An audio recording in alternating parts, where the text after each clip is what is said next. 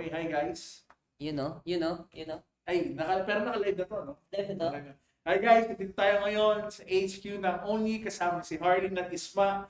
And today, ang pag-uusapan natin is how you're gonna code your way to Web3. Yun. At ang guest natin ngayong gabi ay, ikaw na magpakilala sa sarili mo. Ganun tayo. Kristian Quirapas from Web3 Philippines, CEO of Vulcanic Labs. Kung may gusto kang ipagawa na Web3 project, application, NFT project, minuto ko. Yun, galing mo. Yun ang intro. Beta. Yes, mga susunod na guest natin. Ganun na lang, no? Sila yung mag-intro ng sarili nila. Tapos sila yung mag-intro sa atin. Para iba naman, di ba? Yun. Sige. Okay, so... Pero, pakilala ka konti. Baka nakalimutan nila tayo. Ano naman nila tayo. So, papakilala ulit kami. Ako nga pala si Harley from Titik Poetry, Marketing Associate ng Only, and Community Contributor ng CryptoArt PH. Yun. At Ismael Jerusalem, just can call me Isma. I'm the CEO and founder of Only. And tonight, ang guest natin sa ating series na Dev Talks na pinamagatang Let's Get Started ay si Kristian Quirapas. Yun. First blood, guys. At siguro tataka yung iba, parang mali yung spelling ng Let's Get Started, no? Baka hindi kasi alam ng ibang audience kung ibig sabihin ng Git. Oo, diba? malamang. Ikaw, ano ba? Siyempre, pang dev yun eh. Paano mo ba explain yung Git? So, yung Git, guys, is... Lalim nun. Hindi, kasi inisip ko, paano ba natin explain? Okay, sige. So, yung Git, isipin nyo na lang, isa siya sa mga tools na laging ginagamit ng mga dev, mga techie, yan. Ang tawag sa kanya, Git. Kumbaga, parang ano siya, no? Parang main controller ng mga code, files, sa computer, o source code, ganyan. Kung ano man yun. Git yung tawag doon. Git. Kaya, let's get started. Did you get it? Sabi ko sa'yo eh. Hopefully kami. You get it. You get it? Ikaw ba, ano? Kumusta ka, Kristian? Kumusta ka? Ay, ako nga pala dapat, no? Kumusta ka? Live update muna tayo bago yung mga technical stuff. Okay, life update. Dami nangyari, bro. Depende. Saan ba natin gusto magsimula? Gano'n kalayo? General muna. General. Okay, sige. Kumusta ang Kristian Quirapas general? Okay, generally, I would say, andun ako sa point ng growth talaga. Dati, pag nasa college or school ka, controlled environment, puro ka lang, magsasagot ka lang na exam, mag-aaral ka para sa mga homeworks, para sa mga kailangan may ipasa. Pero ngayon, iba na. Kumbaga, doon na sa point na kailangan mong, wala ka ng guidance, wala ka ng roadmap.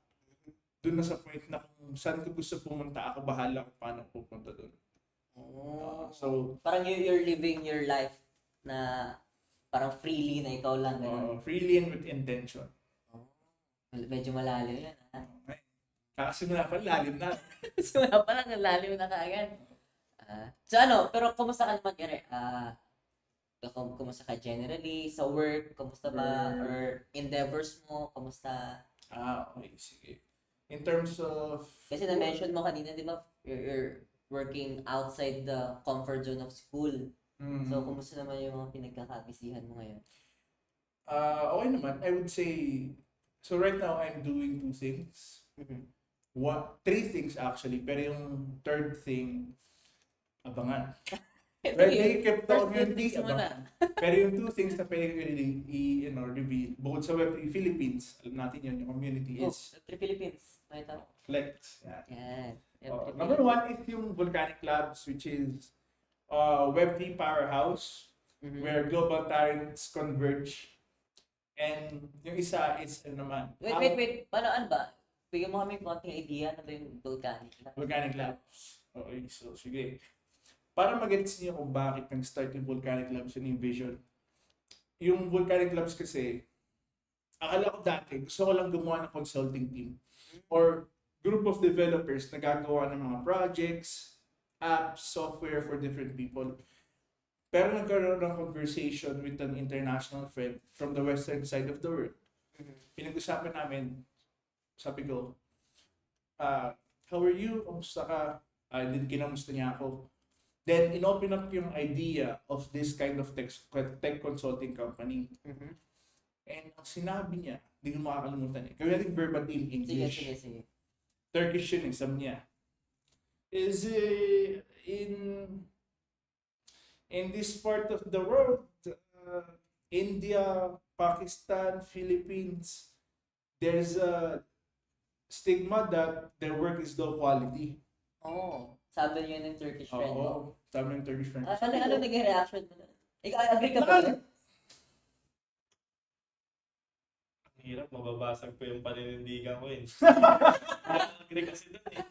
Kasi, ano ba, kung sa tech, kung sa tech siguro talagang low quality, tech-wise in general, kasi iwan naman talaga tayo sa ibang country eh. Pero in general, if work, in general yung tinutukoy, hindi siguro ako agree pa. Yung tech side, oo, maaari. Dahil third world country tayo, mabagal development ng tech sa atin talaga. I see. Pero naging... Ikaw ano naging response ko? Response ko doon, nakangiti. So, that's great insight. Sabi ko, syempre you gotta take insight and observations kasi factor in sa decision making. Pero deep insight, sabi ko, lalo sa WEB3 Philippines, Vulcanic Lab, sa immediate circle ko, I'm surrounded by people who are so capable, who are so good at what they do in tech, that I know, even from my first person perspective, na we can do so much better. Wala lang visibility itong mga tao to. So, the way we saw that is, okay, sige, yun yung parang naging vision for Vulcanic Labs. Yan pala gusto niya. So, I took the people that I know are good, that I have a connection with, and said, you know what, let's do this. Let's all go into Vulcanic Labs and change this. Show them how it's done. So parang yun yung main motivation na yun to yung show main the vision. world na we are technically capable to produce high quality works when it comes to tech, ganun. Yeah, hindi lang talaga nila nakikita yung mga Filipino na magagaling, pero that's why kinomplete natin, inilagay natin sila into one tech consulting Web3 company. Bakit Vulcanic Labs? Curious ako, ba't ganun yung name? So, nag-start na from creative, meron kasi yung creative na friend. Kasama sa team, pangalan niya Mark Cabale. So, UI UX designer, graphics designer, sobrang galing. And, sabi ko, ito yung gusto ko. I want something that's elite, intelligent, engineering, capable, reliable. And ang naisip niyang representation is si Hephaestus. Oh, sino si Pasties? Siya yung parang... Kahit ako, di ko kilala eh. Ano yun? Blacksmith. Okay. Tapos Forge yun. Then nakuha kong idea is, okay, fire, forging. Doon pumasok yung, magma. So let's Vulcanic Labs. So from that, parang naisip ko, God of Engineering, parang gano'n. Parang yun yung nakita ko, Hephaestus, then magma, then volcanoes. Kaya ang secret tagline na hindi na secret, that's only Sabihin mo na. is bringing passion with earth-shaking talent. Uy. So parang volcano na Kaya pala, may pasabog pala kayo. May pasabog. yes. Sana ako, ang wish ko since galing siya sa magma, sana mag-materialize. Diba? Pasok na pasok. Pero magma-materialize yan. Kasi, Dev. Mga tricks natin joke eh. kaya yun. Pero yun, magandang initiative yun na kasi you try to consolidate talents that you believe na talented enough to compete globally. Exactly. Kasi ako mismo, I do believe na we are globally competitive eh. Kasi, yun nga, siguro, may mga talented devs lang talaga na hindi nagsha-shine kasi hindi nabibigyan ng shine. Exactly. Hindi nabibigyan ng highlight. So yun, magandang initiative yung Vulcanic Labs, diba? I'm pretty sure na marami pang magagaling na devs sa mga provinces, remote areas. So mga hyper-localized communities. Ikaw, anong say mo ba sa mga ganun? Inunahan ka na kasi tumarag papunta eh. Alam mo rin, hindi. Kaya sabi mo na gano'n na, kasi di ba may notion na Imperial Manila, which I believe hindi naman talaga Imperial na eh. Diba? Kasi remote work, di ba? Especially pandemic, we are given It's true. level ground, di ba? Na magkaka-level ng ground. Mm. Anong say mo sa mga outside metro na hyper-localized community of developers or developers itself? I'm a firm believer na I can learn from anyone eh. So hindi siya limited sa Manila, hindi siya geographically limited just sa Manila. Nagkakataon lang sa Manila, doon yung madalas nakikita. Pero I do believe yung mga hyper-localized communities from Luzon, Visayas, Mindanao, just as talented as, if not better. Diba? It could be better, could be worse, could be the same. It depends. Nakadepende talaga sa tao. So, it's not related to geography. It's related to the person and how he cultivated himself. Kasi kung gusto mo mag-improve, kahit nasa lugar ka ng mundo, you'll do your best to make it happen. Agree. Wala na't meron na tayo ngayon. Paano? Starlink. Nasabay pa si Elon. Nasabay pa si Elon.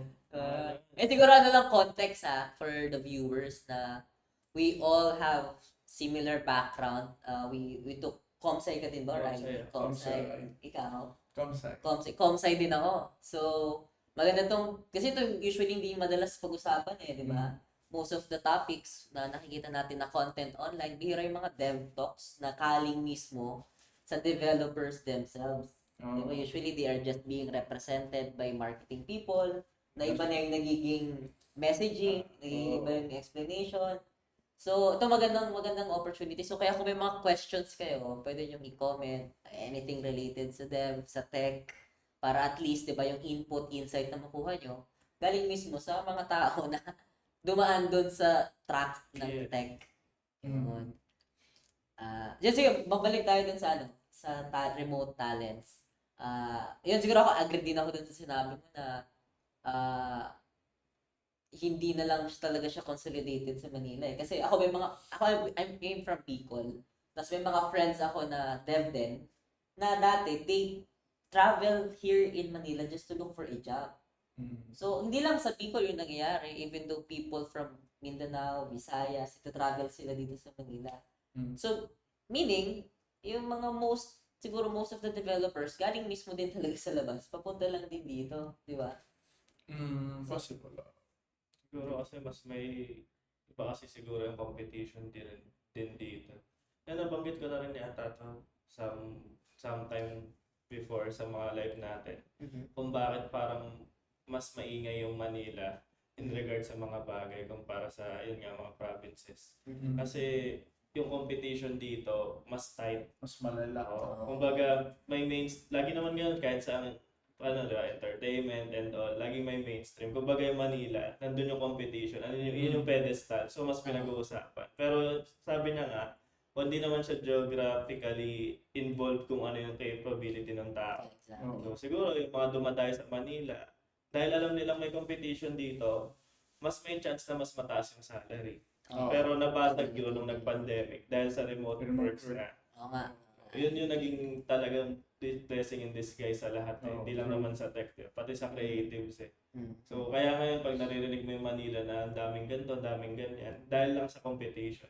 Yung pedestal kasi nandito So hinahabol yun ng mga tao na sa labas ng Manila. True. To make a name. Siguro na-mention na rin natin yung remote work, ikaw mismo as a dev. Sa tingin mo ba, mas productive ba yung remote yung setup mo or mas productive pa rin yung in-house kayo ng dev team? Hirap Mas productive pa rin para sa akin yung in-house. Kasi mainly, yung mga fractionalized teams na remote kasi, na-observe ko lang na when it comes to discipline, mahirap. Medyo hindi kayo magkakalapit. So, hindi kayo nag-share ng pace, hindi kayo nag-share ng drive, hindi kayo nag-share ng push. Walang banding. Ganun. Walang ganun Pero kapag usually, pag nandun kayo sa isang place, makikita yung leader yung leader nag-work continuously, doing 200%. Yung team may inspire. They're gonna do 100%, 150% kasi nakikita nila. And andun sila sa area na kasama yung high performer. Pero pag nasa bahay ka, ang kasama mo family mo, which is a tendency is magpahinga ka. So it's a really big it's been a challenge to motivate, to inspire people to take action, to do what they have to do. Magandang point yun Ang naging different strategy is instead of pushing people to be high performers, what you do is just to filter out. Since your reach mo mas malaki na, filter out mo na agad yung high performers. Hindi ka dun sa cultivate, doon na sa filter. Yeah. Maganda yun. Kasi leadership din when it comes to tech team. Iba siya patakbuhin compared sa other departments, di ba? Kasi iba yung coding iba yung culture, iba yung practice. So, iba sila. Yung bawat programmer may kanya-kanya talaga silang, kumbaga, specialty. May mga back-end, front-end. Pati sa language na ginagamit, yung iba sobrang top tier mag C++, yung iba magaling mag Python. Kaya pare-pares sa naman skill level, iba-ibang language lang. Meaning, iba-iba na execution. Parang gano'n. So, mahirap na mag-filter, mahirap na mag-cultivate kung di magkakasama. So, pipili ka na lang talaga kasi tingin mong ito, magaling to. Ayan na yun. Exactly. Hindi ko na trainingin yung nasa baba niya kasi ang hirap na Maraming lumawak na yung reach Sayang. Wala na yan. Like, it's more of filter talaga. Cultivate is hard to do. Siguro ako, input ko lang other perspectives, a different perspective. Na before kasi, kaya nasa isang space lang kayo nag-work. Parang 8 hours per day. Ang experience ko kasi no one really works 8 hours per day in the whole week na everyday ka 8 hours. Parang, siguro meron man pero very dedicated, pero very few, very small set of people. Pero in general, parang hindi talaga siya nag-work na 40 hours per week na yung 40 hours work kasi may kain, may chismis, may bonding, may May recalibrate mo. Kaya yung challenge yun na kaya you as a leader, nag-lead ka ng team na kung paano mo yun ma-optimize na oras, di ba? Na mas maging productive yung output. Di ba? Kasi doon napapasok yung culture and core values. Sa tingin mo ba, yung mga fit na core na magiging productive ng isang dev team? Anong mga mas empowerment, to delegate this, you empower them to make their own decisions. So you can delegate decisions sa mga dev. Kumbaga, give them trust, give them responsibility, para hindi mo mina-micromanage. You can focus on where you do things best. And that culture can only be done if ang culture mo is open to mistakes. If you allow mistakes to happen, you allow people to grow and to be there 100%. And if your culture is about growth. Kasi if you're so uptight... Parang na-mention mo kanina, nasa growth stage ka. Growth stage, yeah. So it's even sa WEB3 Philippines, sa team, the mindset I'm instilling is growth. Growth talaga. Kasi as long as your mindset is to grow, to improve, to learn, kahit anong iba to sa'yo, makatayo ka. You can stand up, become better kasi alam mo there's a next level. It just takes time, it just takes energy, it takes work, pero there's something next. Siguro, maganda pag-usapan ito growth. Maganda ito pag-usapan yung growth Diba? Sa tingin mo, bakit is it default for people to desire to grow? Or may mga tao ba na na-experience ka na on your team or nakatrabaho mo na they resist growth, they don't want to grow? May mga ganun ba? Or what can you say? Ang dami. Resisting what I've seen is lack of clarity in yourself leads to lack of your desire to pursue growth. Kasi if you have no purpose, di mo alam kung saan mo gusto pumunta, hindi mo alam kung ano gusto mong abutin, nothing would incentivize you to grow. Okay lang, you're content ka na Kasi di mo alam, okay ka na dito di mo naman alam saan ka pupunta So you have no reason to grow. So meron talagang mga tao na gano'n. Meron naman mga tao na clear talaga sa kanila, I wanna go reach this, I wanna be there. So in turn, it incentivizes your pursuit of growth. Kahit na mahirap, alam mong, yun yung target ko, gusto ko doon. Mga clear finger talaga sila for growth. So iba-iba talaga. I wouldn't say merong exact person, or I wouldn't say na growth lagi lahat. I wouldn't say na lahat rin naman not growth or lazy. It really depends. Ikaw, Harley, take mo sa growth? Ako, naniniwala ako na lahat naman nag-strive para mag-grow. Hindi lang pare-pareho ng level. Hindi lang pare-pareho ng parang principle. Lahat naman tayo may prinsipyo, magkakaiba lang. Lahat, parang ganun din. Lahat tayo naman may sariling pacing sa growth. Pero iba-iba lang tayo ng pagtakal doon. Diba? Sabi nga nila, diba, parang yung idea is, kunyari ako, wala pa ako sa CEO level. Pero hindi ibig sabihin, wala akong pinopursue na nagbibigay sa akin ng rason para mag-grow. Parang gano'n. Clear din yung nasa utak ko. Siguro sa inyo, iba rin yung meaning sa inyo ng growth dahil yung sa experience nyo being CEO, founder. Siyempre, iba na yun. Iba rin yung sa katulad ko na nasa creative. Pero may growth. Ganun di ba? Parang prinsipyo. Hindi naman tayo mali eh. Hindi lang tayo magkakaparehas. Different na. It's Parang not ganun. something better. Different na. Ibig sabihin, lahat talaga, for me lang to, lahat talaga ng tao, kahit sino pa yan, nag-grow yan araw-araw, every segundo ng buhay nila. Kasi lahat ng experiences nagmamatter, nagko-contribute sa beliefs, sa practices, sa idea. So yun pa lang, yun pa lang, di ba? Parang move na siya para mag-grow yung tao. Hindi naman kailangan lagi into actions, into words. Minsan talaga yung experience yung na-absorb mo sa loob. Growth na, yun para sa akin, growth pa rin yun. Siguro yung empowerment to grow. Parang yun yung iba-ibang frequency. Siguro yung length of, or at least yung strides mo in terms of your growth could be so small na parang akala mo hindi nag-grow. Pero when you look at it deeply, you can see, okay, at least kahit paano, although hindi kasi laki yung growth stride mo, you're still growing. Kasi laki. Self-appreciation. Tingin ko kasi sa ganyan, default sa tao, yung desire to be more. Parang we wanted to more like this, more ganyan.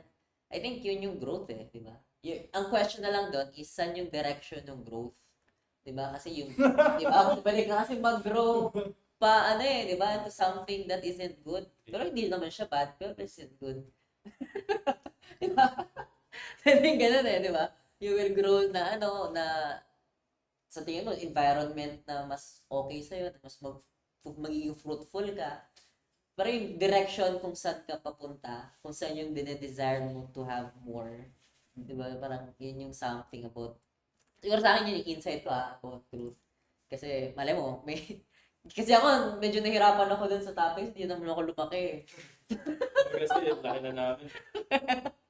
Hindi ako ganun kasi grow Pero, yun, moving forward. Very fair. Pero moving forward, yun, pag-usapan naman natin kung paano ka napunta sa Web3. Kasi, di ba, ngayon, kumbaga may overview na yung audience na you're taking leadership position, di ba, na you're managing people sa dev. They already knew that you have experience on how to manage codes, di ba, source codes. So, ang question naman, paano ka nakarating sa Web3? Paano pa doon? Gumala. Hindi. There's an very intentional reason. Paano? Ano nangyari? What's the story behind? So, ako yung tipo ng tao na that time, iniisip ko portal Hindi ko mabuti. At that time, may situation sa life ko na I was learning how to code. Code. Pero gusto mo na talagang maging dev nun pa? Or gusto mo talaga matuto mag-code? Yes. Pero where I wanna go was so big. Sobrang layo. Sabi ko, if I try to pursue this normal route na maging sobrang galing ka at least one skill, it's gonna take so much time para maabot ko yung goal ko. Until one time, I was in the mindset of reaching my goal and I was looking for an opportunity. Nakita ko, sabi ko, shit, what's this? Blockchain? Nakita ko sa YouTube. Mga kailan yan? Hindi ko maalala Years back na siguro mga... Anong taon na? Blockchain, nalaman ko siya, crypto and blockchain, tama ko 2010. Pero interest ko in the dev side of blockchain started noong around 2021 early or late 2020. And then, ang naging topics nun, arbitrage bots, mga smart contracts. So sinerch ko, what is blockchain and yung effects niya? And then na-realize ko, it's a good place for innovation. It's a good place to leave impact. It's a good place to leave your mark. So the biggest way one of the fastest way for me to reach my goal is yung mag-impact ako ng tao or do something innovative na talagang massive value to the world. To the point na yung goal ko ma-reach ko as soon as possible. As opposed to upskill ka lang ng upskill, apply ka lang ng apply. Yun. So, kaya ako napadpad sa Web3 kasi I know it's something that would actually have an impact. Or at least I can exert myself in. Ano yun? You just stumble upon sa internet lang. Oh! Bigla na lang nakita ko, what the fuck is that? So, Sa YouTube yun eh. The name of the guy was Gregory. Si Gregory, nakita ko yung mukha, may malaking thumbnail, blockchain. So, sinerch ko, blockchain. ano ba? Ito magandang question kasi may mga aspiring wannabe developers din, diba, sa Web3. Paano mo inaral yung blockchain na, diba, regarding you don't have any background but before, diba, na yung practice mismo. Inaral mo ba muna yung concept? Nagsimula ka ba sa smart contract? Paano yung naging route mo? Inaral ko muna kung alam mo meron sa blockchain. Tinignan mo ba kung may pera muna sa blockchain? Ganun ba? Ang naging mindset ko nun is, if you're good at something and the resources are scarce, you have leverage. Uy, maganda yun, ha? Quotable code yun. Shorts mo. Namin yun, Lalabas yun sa shorts. So, may leverage ka. Lalabas yun sa shorts. You can use that leverage para mag-level up or to reach as a stepping stone to where you want to go next. So, doon ko realize, okay, this is something I can maximize. Tapos paano yun? Inaral mo buhay mo na yung concept, nag-aral ka ng solidity, paano yun? Dev na kasi ako nun eh. So, may idea na ako sa tech. So, ang ginawa ko agad is, ano yung mga rules available? May isa pang video si Gregory, same motherfucking person.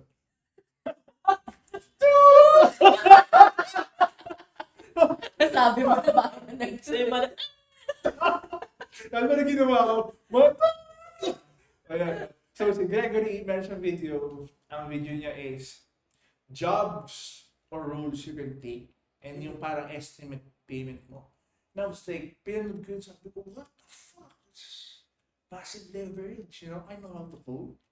I gotta know how I can get into the industry. So sabi ko, let's check it out. So sinabi ko, blockchain developer, smart contract developer. So doon na ako naralag ko na paano mag-code smart contracts. Ano man difference ng smart contract developer sa blockchain developer? Ba kasi may misconception sila. Paano ba yun? Bigyan natin ng clarity. So I would say siguro the way it's used today, pareho lang. Sa industry, parang siya ginagamit. Yeah. Interchangeable. Pero if I were, if I need to create a distinction, yung blockchain developer is developer ka ng talaga chains. So yung low-level shit ang low-level things ang So you're dealing with networks, peer-to-peer networks, diba, consensus. Pag smart contract developer ka, it's just programs that run on a certain chain. Explain mo muna ano ba yung smart contract? Hindi nila alam eh. Alright, sige. Lang, Explain ko sa inyo, smart contracts. Sige. Ang program kasi, pag in-execute mo in a Web2 server, tapos ako yung may-ari ng server, pwedeng hindi na tumakbo. Kapag sinabi ko, huwag mong patakbuhin yung program niya. Ang smart contracts, dahil sa blockchain network, hindi na basta-basta magagawa. Kaya sa smart, kasi kahit si Isma ayaw patakbuhin yung program ko, tatakbo pa rin siya. Kasi the blockchain network will allow that in such a way na tatakbo pa rin yung program mo. Shit! Grabe explanation. Okay, galing. Oo, ganda yun. Magandang analogy yun. Madaling maintindihan. Kasi maganda yung analogy tatakbo kasi iraran mo yung program eh. Oo, so pag sinabi mo smart contract, it's a program na hindi mo kayang i-outsmart. Kahit ayaw mo siyang patakbuhin, merong someone out there in the world, papatakbuhin pa rin niya for you. So parang, ano na yan, you can't do anything about the rules, di ba? You Yes, can't no. break the rules na sinet mo na via code. Yes. So yun, di ba guys? Di ba? Para at least mas maintindihan nyo yung smart contract. Makakala nyo parang smartphone yung smart contract eh. Na pwedeng i-edit ng i-edit eh. Hindi na nagagalaw yung smart contract. Yun. So, yes. Immutable na daw. Immutable na. Unless, yeah, right. Paano ka natuto mag-code ng smart contract? Ay, wait, anong route yung tinake mo doon? Being a blockchain dev or smart contract dev? Smart contract mo, so more on product. Because that's where the demand is. But NFT projects, dApps,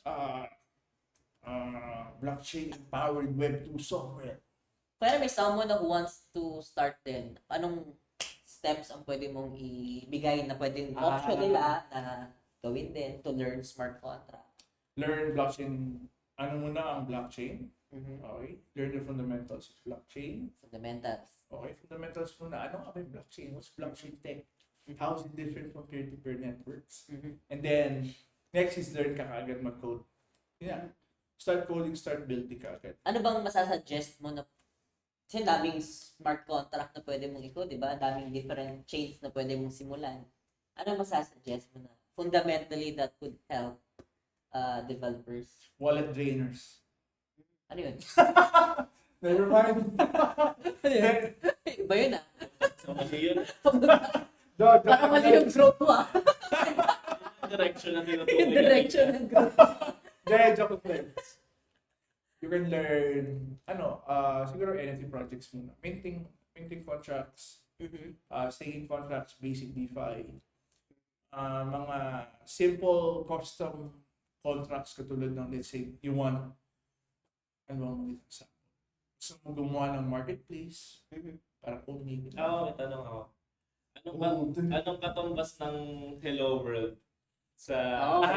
Maganda yun. Kasi Hello World tayo naman eh. Anong katumbas nun sa pag-develop ng smart contracts? Yun na lang. Mas madaling maintindihan ng devs. Okay. So, pag hello world in terms of smart contracts, I would say smart contract na may constructor. Tapos, meron ka lang siniset na variable as hello world. Yun na. Uint, gano'n, uint. Uint lang, uint. Mahirap. Parang isipin mo, no? Like, paano ko ma-explain ng maayos? Ang kasi yung pina-surface level ng pagde-dev. Yung pag-produce ng Hello World. Pero pwede pa din naman mag-hello world sa smart contracts eh. Pwede pa. Pwede ka pa rin naman mag-hello world. Kaya majority ng mga dev talks, medyo masyadong malalim. Baka kami na lang nagkakaintindihan. Batiin muna natin yung mga nag-comment. Oo nga. Sino ba to? Uy, Walter, diba? What's up? Get good, brother? Yan. Uy, si Ella. Hi, Ella. Kumusta? I love. Uy. Uy, Babs. Kumusta dyan sa Boracay? Sa Great Boracay stuff. ka. What's up, Sir Alvin? Bro Alvin. What's up? Si Jem, si Jem ulit. Salamat sa muling pag-antabay sa aming live. Salamat. Oo. Masugid na taga. Smart contact mo ata yung ginawa niyo, bossing. Sobrang... Yun yung close up. Close up yun. Yan, so balik na tayo. Full disclosure, no alcohol. Wala. Ano to? Sober talk. Sober talks, bro. Tulog. Yeah, sober talks. Yun. Legit, sober talks. Siguro para context lang din sa mga audience ha. Itong, parang ang usapan lang talaga namin, bibisita siya dito sa office si Kristian. Tapos sabi ko, hindi, para maganda naman yung mga pag-uusapan natin Parang sayang naman kung tayo lang makakarinig, di ba? At least naman, di ba? Magyayabangan kami, maririnig nyo din. Parang may matutunan pa kayo, di ba? Parehas kanina, ang dami ng valuable na killer quotable quotes na nasabi ko Kristian. Di ba? So, kaya yun, siguro move forward tayo. Ayaw. Tanong naman natin, para kasing nagbi-build ka ng people You are into empowering people tapos you're into growth. Oh, shit. Diba? Tapos, na-mention kanina, which is your company, the Vulcanic Labs. Diba? Then, may Web3 Philippines.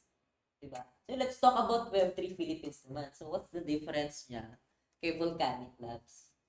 Volcanic Labs is execution, Web3 Philippines is education. So, kumbaga parang, the Web3 Philippines is more on establishing the ecosystem, the industry. Then Volcanic Labs is more on taking part.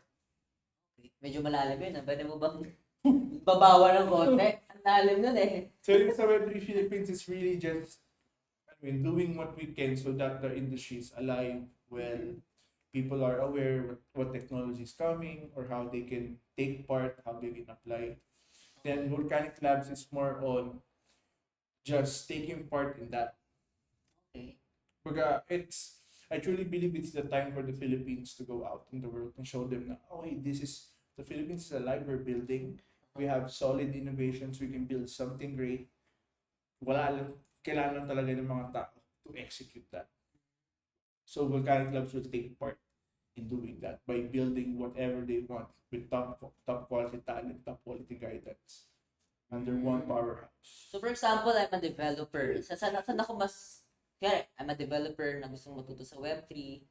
Saan ako mas unang okay pumunta? Is it for the Web3 Web3 Philippines? Kasi yun yung community. Or, Yung Volcanic Labs, yun yung business. yun na yun. Yung shorter version. What the hell? Pero both entities are good naman na those things really need to exist. Kasi wala nang di ba? Kumbaga, di ko alam, agree ka na may scarcity ba when it comes to talent pool sa Philippines? Medyo, right now meron pa rin, I would say. Kulang pa rin. Medyo madami na yung mga... Sa tingin mo ba hindi nakakasabay yung demand, yung supply ng developer sa demand ng industry? Kaya na, hindi pa ganun. Kung nakakasabay ba yung supply natin ng talent, liquidity sa demand ng industry? I would say hindi pa rin. Kasi even though you're capable of building these things or doing dev work, pero yung quality mo wala doon. It's hard for you to serve the people who are innovating, who want to make a change in the world. So in that way, since top tier talent yung hinanap nila, hindi pa kaya mag-provide ng majority ng value kasi wala pa sila doon. So need pa talaga i-establish yung industry para mag-double down lahat to elevate the entire ecosystem. So, marami pa talagang opportunity kasi may scarcity ng talents eh. So, kaya maganda yung nag-educate kasi opportunity yun to fulfill those gaps, di ba? Malay mo, kailangan mo lang pala ng guidance to learn more about Web3, di ba? Maging one of the high caliber Filipino smart contract developer ka, di ba? High caliber. Wala lang pala ng guidance. Yun. Kaya siguro yun, shout out sa Web3 Philippines na Kaya tumigil, tumulong sa tao. oo, magtuturo mag-code. Yun. A lot of things coming. Papunta ako dun eh. Ano bang pwede abangan sa Web3 Philippines?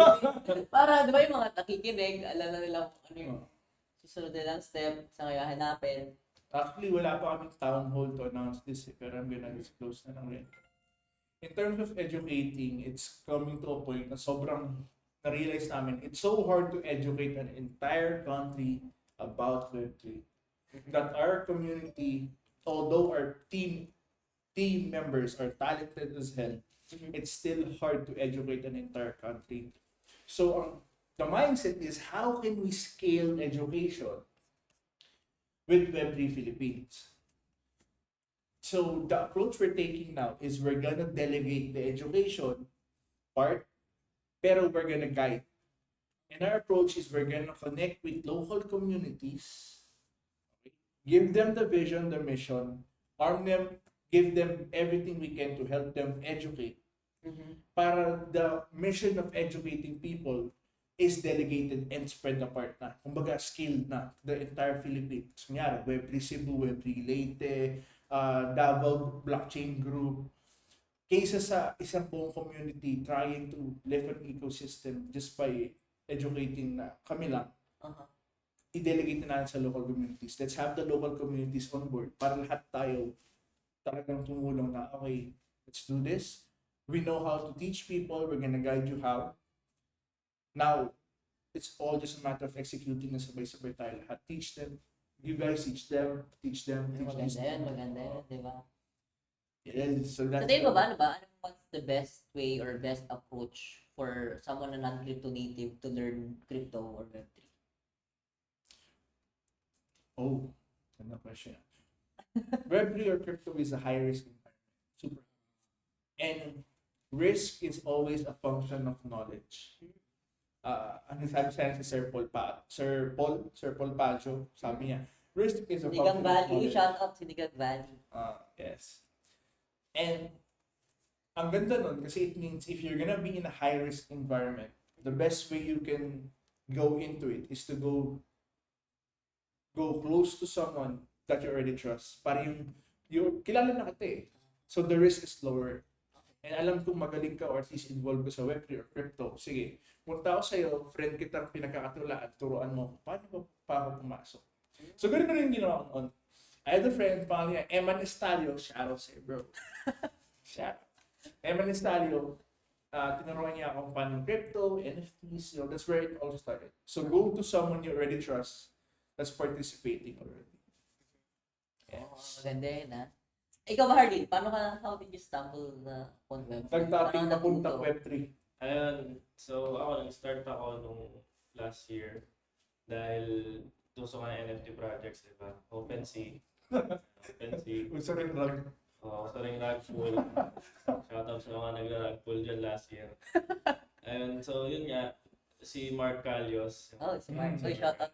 Anti-stigma. So, yun din yung tama rin yun. High risk siya. So, nag-trust siya sa taong hindi involved sa crypto, pero kasama niya na sa pag-build ng community sa dance. So, together na kami talaga ni Mark. Ako, nag-build ng community sa dance scene. So, and alam naman niya marami na ako na spearhead na community, and Comedy Manila, Quirapas, iba-iba. So, binigyan niya ako ng trust. And then, founder ako ng GIMPH na community in geometry. Kinuha niya ako na mag-community, may tawag dun eh. Community manager. Yun, community manager.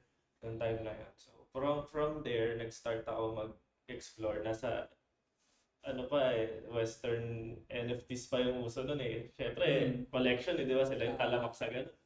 So, puro taga yung naging friends ko hanggang napunta ako sa dito, yung Crypto Art PH. Tapos parang doon na bumalik yung creative side ko talaga. Yung pagiging techie ko, yung doon na boom. Tapos parang doon ako pumotok na, syempre meron pa rin naman tayo nun eh. Meron pa talaga nun eh. Kung paano gusto kong i-innovate yung nakikita ko na eh. So, ayun, yung tula, trinay ko. Shoutout kay Andre, siya nagpasok sa Scarlet Box. Doon ako una nagpasa ng tula.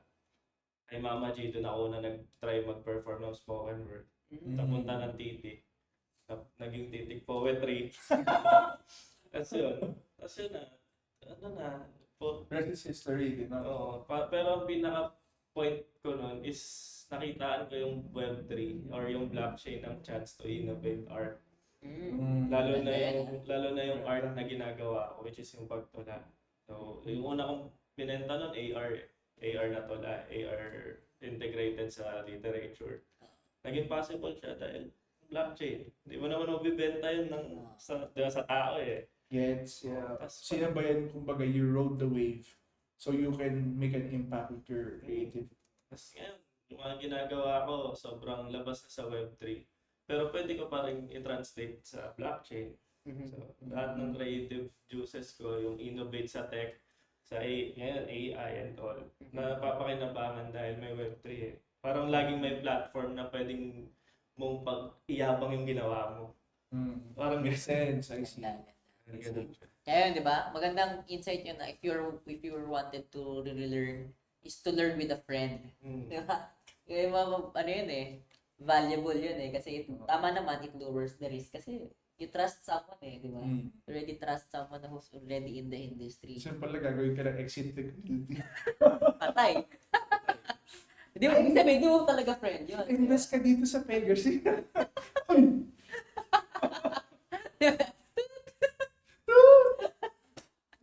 So yun. Bawal pala mag-name drop, no? Nakakatuwa. Tayo sikat eh. Nakakatuwa. Hindi ko, siguro ako personally, hindi ko naging yung Axie. Hindi ko siya naging access para matuto sa NFT. Same. Nagsimula talaga ako sa aralin ko ano siya, with a friend talaga. Ay, maganda yun ah. Maganda yun. So, lahat inaral ko kasama yung, hanggang ngayon natututo pa rin naman ako eh. Kung anong pwede, kung anong dapat. Alam mo, ang dami ko natin na Web3 events, pero dito ko lang yung narinig na na learn with a friend. Di ba? So, para ibang approach naman, di ba? Maganda yun, take note yung. Hindi ako, sa akin, hindi healthy talaga yung, hindi siya healthy in the long run yung Dior ka ng Dior.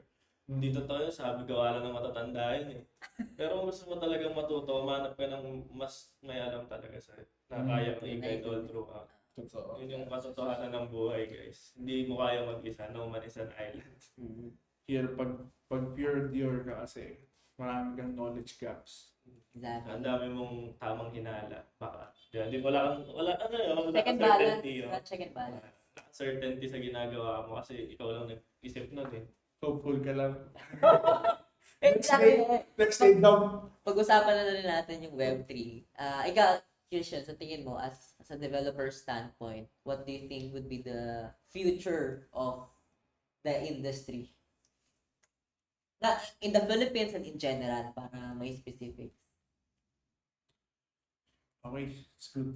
Ayun, maganda Yeah. ko yun. Insight. So, pag tinatanong yan, lagi yung binabalikan yung story na lagi yung sinasabi. Meron kaming dinner with Swarm. So, Swarm is a startup that creates community around work. Search nyo lang yun, Swarm Work. Gotcha pa. Shout out kay Alexis. Kilala mo? Si Alex. Kilado. So, sa Swarm Work, nagkaroon kami ng dinner. And a friend of mine, si Jay, asked me, okay, so you're in Web3, blockchain. Could you explain what's Web3, what's blockchain? So, in-explain ko kung ano yung Web3, diba? Decentralized, transparent, secure, immutable. And then, super interesting yung shinare niyang insight, Jay, na nag-sparks. Sabi, ito lagi yung kwento na sinishare ko. Sabi niya, isa siyang UPD Masters, currently Masters, na ang tinitake niya is about indigenous people. So ako, indigenous people? How the fuck is that related? In my mind. Until he mentioned how. Sabi niya, the land of indigenous people, kinukuha lang yan. Kasi sinisiz yung mga papeles nila for a small buck. Hindi nila alam na just with this paper, makukuha na yung land nila. So, ang sinuggest niya, what if ilagay natin yung deeds ng mga indigenous people into a blockchain? And although hindi sila techie, since transparent, i-delegate natin to indigenous foundation to take care of those deeds. So dahil transparent siya, makikita ko ano yung ginawa ng mga taga-foundation. Hindi sila pwedeng gumawa ng masama kasi kita mo eh.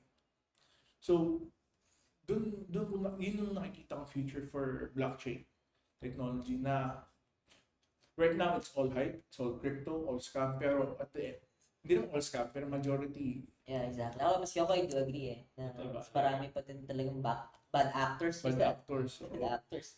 Pero eventually, when the going goes down, nag-focus tayo sa ano yung mga core principles ng blockchain, meron talagang application. Especially in such a very small scenario katulad ng mga sa indigenous people. Lagay natin yung deeds. I-delegate natin yung management ng deeds para maprotektahan yung indigenous lands. Interesting. Ganda yan ah. Ganda. Sa art nga naging possible eh. Diba? Yung provenance ng art. Pero may question ako kasi baka umaba yung discussion eh. Pero tanongin ko na rin kasi nisip ko, how about the regulation part? Are they ready, the regulatory body, to adopt such technology? Sa tingin mo? I have a very, very controversial thing. Ako sa tingin ko, yan talaga yung Safe answer lang. yung dapat talaga yung tanong, hindi future. Kasi pag future, itanong mo, syempre, in a perfect world lagi yung sagot eh. Pero pag may regulation na, yun talaga, yung future, given na may regulatory body. Yun yung totoong tanong. Hirap na tanong kasi it's a sensitive topic. I would choose not to talk about deeply. Pero siguro. With regulation, I believe that there is a way forward. So people just confuse, when people are in a world of comfort, sanay ka na diba? Then suddenly a big change comes. Naturally, people will repel it. Pero it's only a matter of time until people build enough use cases na magmamatter sa tao na baguhin yung ways nila. Parang Gcash, di ba? Nung nagkaroon ng pandemic, sumikat Gcash kasi nakita nila yun as a need. Exactly. So that's the way forward. Regulation will come as people see the need for the technology. So it's just a matter of building for that and innovating talaga. Siguro, medyo philosophically na palaging magkakaroon ng order sa chaos. Diba? Palaging magkakaroon ng it's only a matter of time. Totoo. Kahit naman sa art scene eh. Diba nagkaroon nga ng creative act?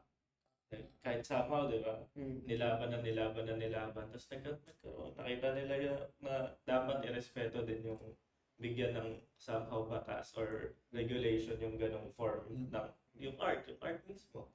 Diba? So darating din talaga dun. So kailangan mo lang, siyempre kailangan pa rin ng good actors. Yan nga na magbibuild ng tama para implementation din. Yung ma-implement para maipakita sa mga higher authority na pwede, possible, pwede yung pagkatiwalaan para pagkatiwalaan din kayo ng tao. Kasi transparent siya. Diba? Parang baka nga isa yun sa maging rason kung paano maging, di ba? Di natin alam eh, dahil transparent siya, paano, di ba? Siguro, di natin alam eh. Di natin masasabi. Paano kung isa yun niya sa way para somehow itama yung maliliit na mali. Kasi doon naman nagsisimula lahat eh, pag tama ng maliliit na mali. Tama yun. Tama yun. Ako naniniwala ako sa kapangyarihan ng transparency sa blockchain. Yun talaga. I do too. Kasi wala may ibang other technology that offers that promise eh. So far, blockchain, yun yung one of its top promises, diba? Transparency. So yun, sige moving forward. Yun, na-mention na you're involved with a community which is Web3 Philippines. You're also leading a business which is the Vulcanic clubs, diba? And siguro kung question ko that might be relevant to other people na makikinig. Considering ito na market condition ngayon, economic downturn, di ba? What's your insight about the market and what are your key takeaways na pwedeng ma-share considering you're running a business on Web3 in this kind of market? It's the best time to build tech or build actual products and output. At the same time, it's the best time for you to stand out. Diba? Kasi the hype people or yung mga only in it for the money are out. So you're the only serious one left. It's the perfect time to show the world that you're actually serious. Diba? So pag builder ka, take advantage. Leverage this moment. So parang you can say that this is a builder's market. Builder's market, 100%. Builder's market. Not only are you capable of or have more time for upscaling kasi wala masyadong clients, di ba? Pero at the same time, mas nakafocus yung tao to actually innovation kasi yung makakapukaw sa nila na mag-participate. Pag NFT lang these days, wala masyadong. Di masyadong gym mga tao. Yun siguro, siguro next question ko, ito na. Siguro na-mention mo yun kasi you're also a founder, startup founder. Sa tingin mo, kasi maraming businesses, di ba, nag-stop na ng operations. Maybe they run out of runways, di ba, to operate. Maybe their previous ideas and products didn't work, di ba? Before, or maybe they're working before pero nagkaroon ng ganitong klaseng market condition na very down talaga compared sa past few years. Sa tingin mo, how you as a startup founder will survive? Dito napapasok yung sa tingin mo ba kailangan mo mag-pivot or kailangan mo ba mag-persevere to stick on your idea na baka next year okay naman pala? Ikaw, anong take mo sa ganun? Anong insight mo when it comes to pivoting as a founder or persevering dun sa business nila? I'd say it's two things. No, you can persevere with the vision. Okay. Persevere with where you wanna go.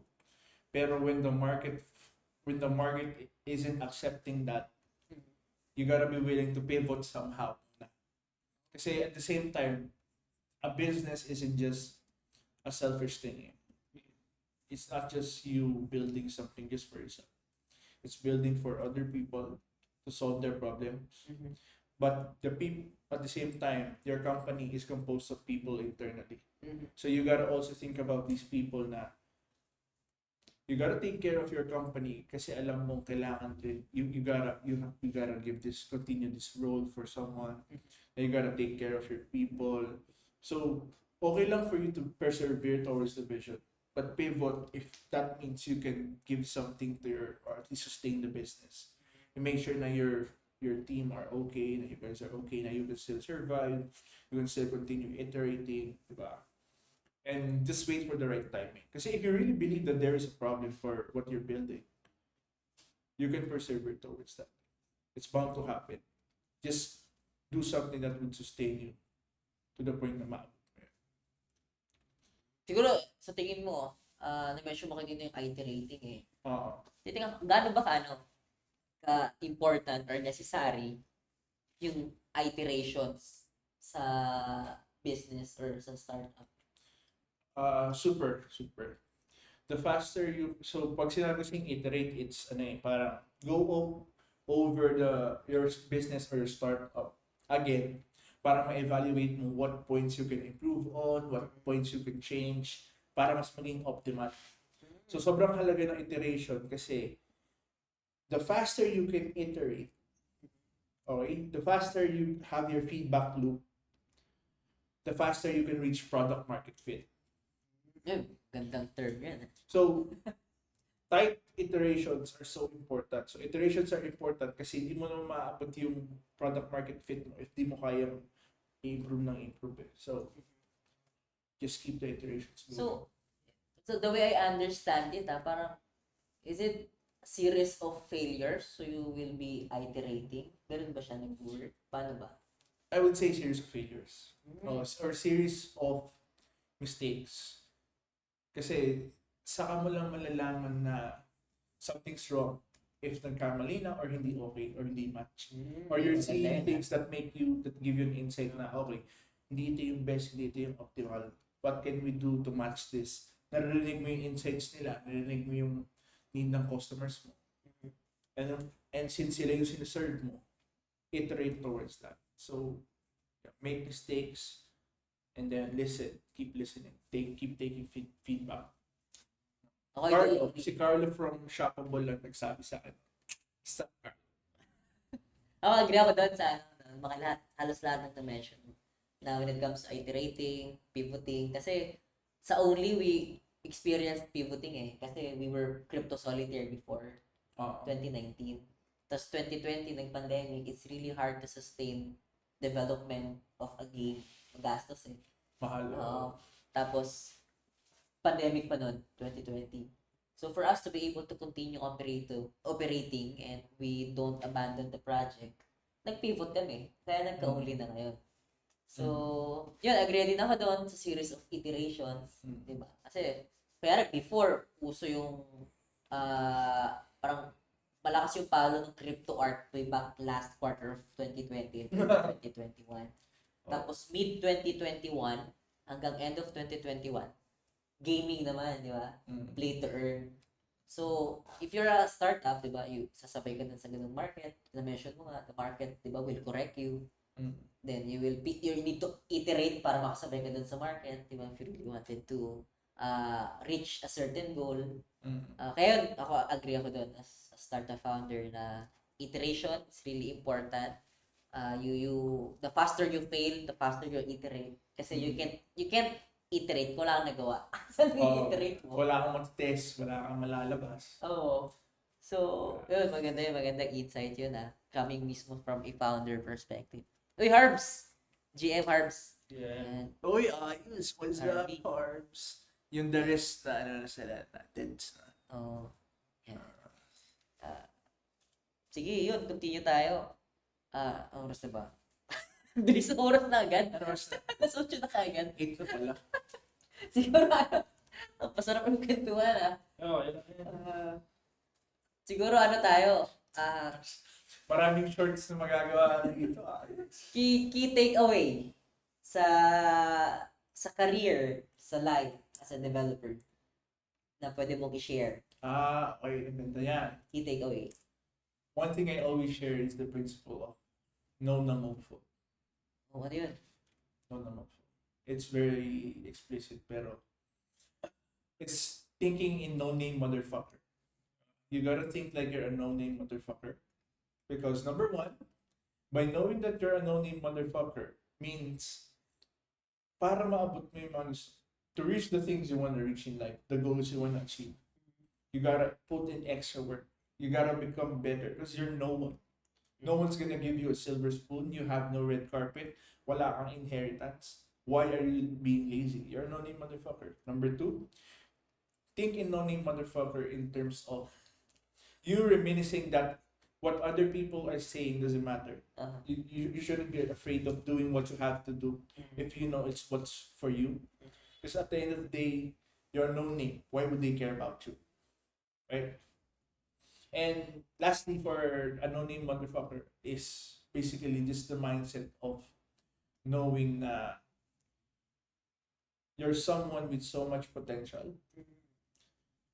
that you're powerful. Kasi even if you fail, you're just gonna go back to where you were, a no-name motherfucker. That means you can try as many as you can. Your bottom line is a no-name motherfucker. Diba? So if you're that's a person who has that backbone, kumbaga, kahit ang gawin, yung comfortable ka naman dun sa bottom mo, you can imagine how high you can go. Kasi alam mo namang, even if you go to this level, you're still okay. You're surviving this level. So just keep on going. So, in short, do what you have to do. Diba? Don't be afraid to learn things, grow, or become a different person if you have to. As long as you know it brings you closer to where you want to go. So pag kahit dev ka, kung ayaw mong kailangan matuto ng social skills, alam mong kailangan matuto ng leadership skills, go for it. Don't say, I'm a dev, I'm an introvert. I'm a dev, I just code. Well, you're a dev and you have that big ass vision. What are you gonna do? Stay there. So, yeah. Ganda yun No name motherfucker. Mopo. No name mopo. Mopo. Yeah. It's from Ikaw rin, key takeaway sa conversation natin. Sa key takeaway. Ako siguro, practice yung pagiging accountable sa lahat. Kasi yung napag-usapan natin yung process, di ba? Yun, yung growth, pagiging founder, yung transition, pivot, perseverance. Di mo naman magagawa lahat yung hindi ka accountable eh. yes. Good. So, accountability Ganda. talaga. Yun din, nag-apply din siya sa pagiging no-name motherfucker. Diba? Nag-apply din siya doon eh. Kung accountable ka sa ginagawa mo, kahit nasa tuktok ka na, bumagsak ka bigla, alam mong ikaw yung may mali. Hindi man ikaw, pero dapat part of you, accountable na nag-contribute ka dun sa failure na yun. So, ibig sabihin kahit anong mangyari, kung nasang startup ka man, nasang project ka man, nasang endeavor ka sa creative side, kahit ano, dapat accountable ka, alam mo kung paano ka babalik sa square one. Yun naman talaga dapat. So, ayan. Siguro yun din yung nakikita ko sa ibang tao na importanteng aspect. Kailangan may accountability. Founder o hindi, di ba? Artist o hindi, dev o hindi, dapat Maganda yan, accountability. Ako naman siguro, key takeaway ko What's your key takeaway? sa conversation natin, ano eh, ano yan? The greatest enemy ng man who has everything is the man who has nothing to lose. Diba? So, if you have nothing to lose, diba? You have no name, motherfucker. Diba? You can do anything kasi you're not, hindi ka bound dun Hindi sa, ka takot kasi. sa comfort zone na, baka ganito tingnan nila. Baka ganito isipin nila, diba? So, yun. Sa kanina ko ba narinig yan? Kalimutan ko na. Basta one entrepreneurial friend na sa kanya ko narinig yan way back before pandemic. Parang, kasi may mga group of friends ako dati na mga, hanggang ngayon pa naman, friends ko pa din sila. Na, Yung pandemic ng post, wala na. nakasama ko, we were taking startups, we were other startup founders. Nalala ko na, kasama ko pala siya sa isang startup ko before na advertising.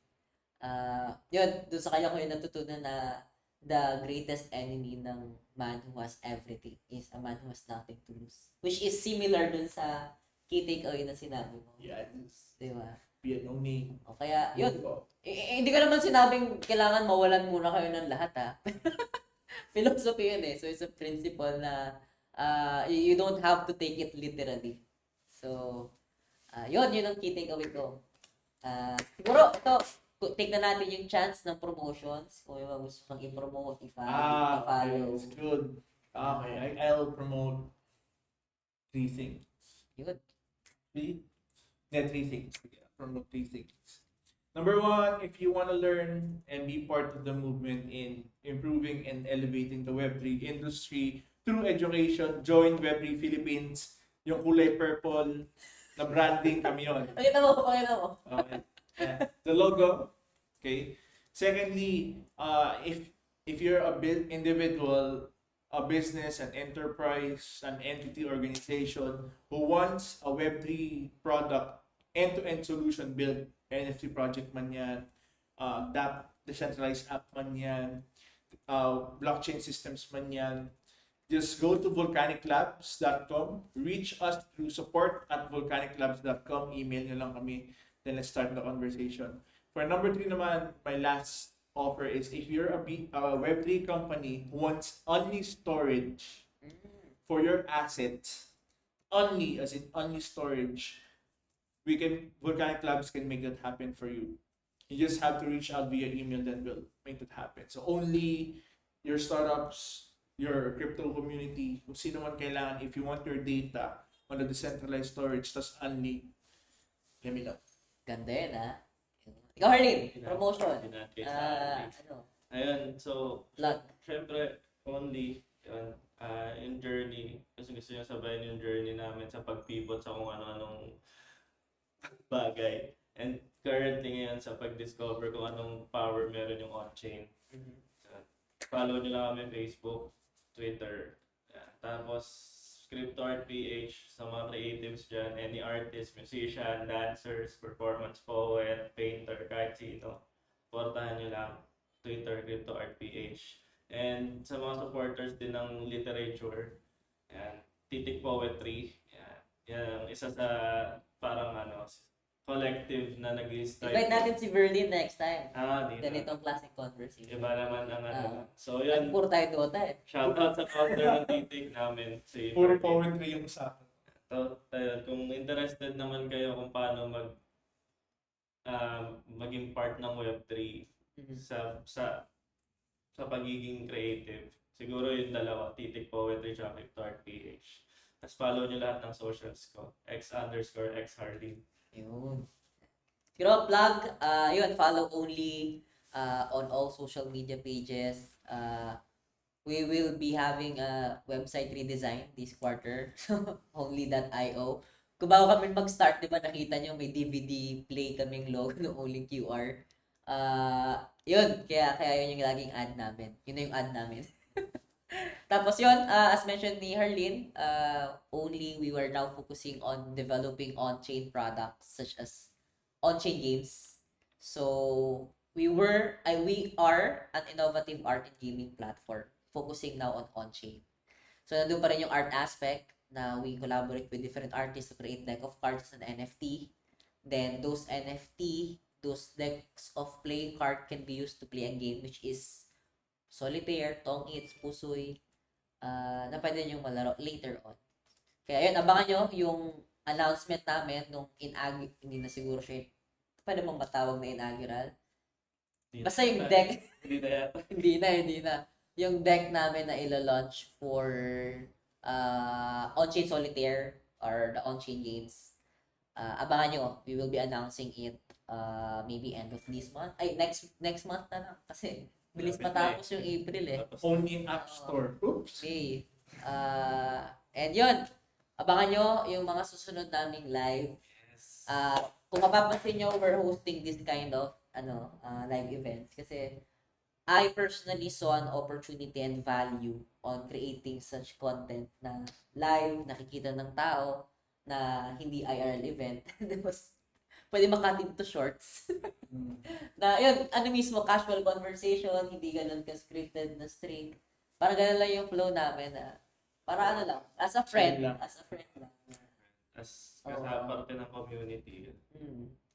Tapos, yun, abangan nyo yung susunod naming live next week, Wednesday. Sino guest natin? Brother! Ayan, shout out kay Mark Bago. Ayun, si Mark Bago. Isang artist din siya. Game designer. Game designer. Mark Bago. So, Si brother. Si Soko. Si Mark Bago. Yun. Pag-usapan naman namin, to all the games we loved before. Wow! So yun, thank you so much Kristian, Quirapas of Vulcanic Clubs and WEB3 Philippines. And salamat sa lahat ng nanonood, nag-comment. Sana dumami pa kayo. So yun, thank you so much. Bye-bye. Ano ba to? Na hawak crypto mobile DeFi startup. That's OBS. Stop recording. Hindi na record, no? Then,